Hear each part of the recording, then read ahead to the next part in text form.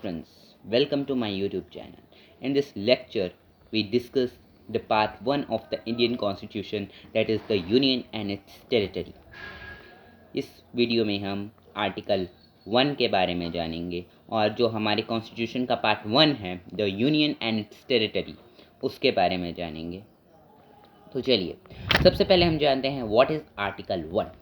Article 1, India that is Bharat shall be a union of state. India that is Bharat shall be a union of state. हमारे पास dual names हैं। Dual मतलब हमारे पास दो नाम हैं, India as well as Bharat, यानी कि इंडिया भी और भारत भी। इंडिया क्या?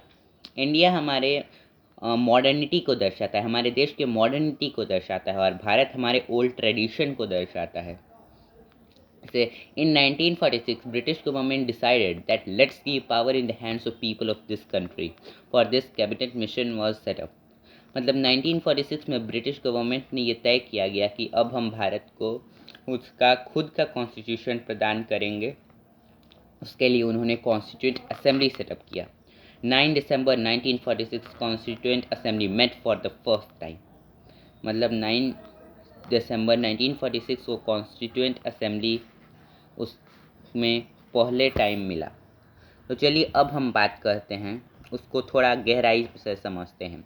India that is Bharat shall be a union of state. जैसे कि हम जानते हैं कि हमारा जो कॉन्स्टिट्यूशन है वो फेडरल है, तो हम यूनिटरी वर्ड उसके लिए यूज़ क्यों करते हैं? तो इसके लिए पहले हम समझते हैं what is unitary constitution and what is federal constitution. In unitary constitution, power held by substantial level of government are delegated by central government and no power are reserved for substantial level. इसका मतलब क्या? मतलब इसका मतलब ये है कि जो यूनिटरी फीचर है गवर्नमेंट का, उसमें जो सेंटर है उसी के पास सारी पावर रहेगी। जैसे इंडिया के एग्जांपल में हम ले सकते हैं कि जैसे जो दिल्ली है उसके पास ही सारी पावर रहेगी, जो सब्सटेंशियल लेवल ऑफ गवर्नमेंट है उसके पास पावर नहीं रहेगी। अब हम चलते हैं फेडरल कॉन्स्टिट्यूशन पे। फेडरल कॉन्स्टिट्यूशन में ये है कि हम सब्सटेंशियल लेवल पे, यानी कि हर लेवल पे हम पावर को डिस्ट्रीब्यूट करते हैं। जैसे कि पीएम सेंटर के हो गए, सीएम उसके लिए, फिर डीएम डिस्ट्रिक्ट्स के लिए। ये हो गया हमारा फेडरल कॉन्स्टिट्यूशन। अब हम जानते हैं कि हम जो हमारे कॉन्स्टिट्यूशन का आर्टिकल 1 है उसमें हम यूनिटरी वर्ड क्यों यूज़ करते हैं।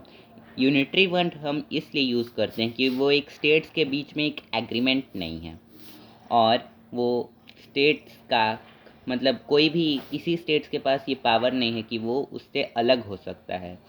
इसलिए हम यूनिटरी कॉन्स्टिट्यूशन यूज़ करते हैं, क्योंकि इंडिया पहले से ही एक कंट्री था और उसमें बहुत सारे प्रिंसली स्टेट्स आके मर्ज हो गए, इसीलिए हम एक यूनिटरी स्टेट हैं। जैसे यूएसए हो गया, वो एक फेडरल कॉन्स्टिट्यूशन है। क्यों फेडरल है? अब बात आती है क्योंकि वो एक एग्रीमेंट है।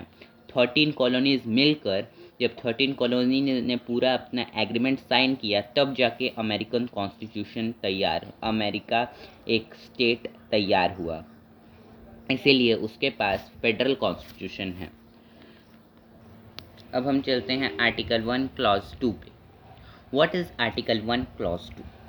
ये हमारे सिंपली जो हमारा कॉन्स्टिट्यूशन का शेड्यूल है, उसको कई लोग स्केड्यूल भी कहते हैं। जैसे उसको थोड़ा प्रोनाउंसिएशन में जैसे अमेरिकन इंग्लिश है उसमें इसको स्केड्यूल बोला जाता है, और जो ब्रिटिश इंग्लिश है उसमें इसको शेड्यूल बोला जाता है।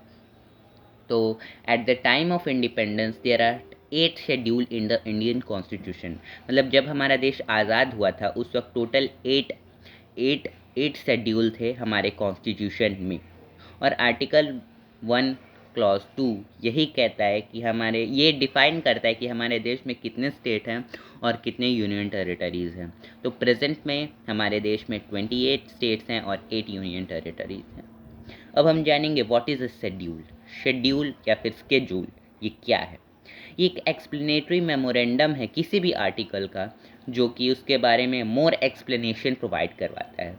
जैसे कि उस वक्त हमने दोनों को एक साथ जैसे आर्टिकल्स को और शेड्यूल को मर्ज नहीं किया, क्योंकि बहुत हौच पौच हो जाता। हमने एक बाद में उसके लिए मेमोरेंडम एक तरीके से तैयार किया, जैसे उसमें टोटल 12 होते हैं, मतलब आजकल टोटल 12 शेड्यूल हैं हमारे देश में।